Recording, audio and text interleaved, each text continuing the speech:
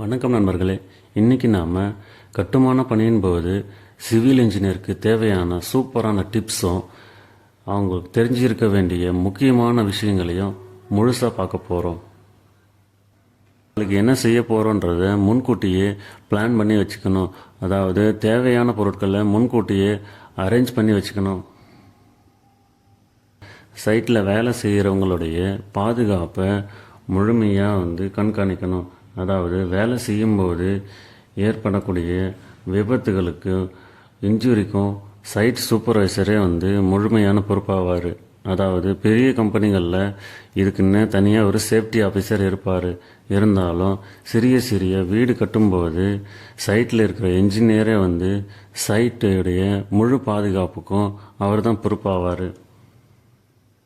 முழு விவரத்தை தெரிஞ்சுக்க கீழே இருக்கிற பட்டனை ப்ரெஸ் பண்ணுங்கள். தேங்க்யூ.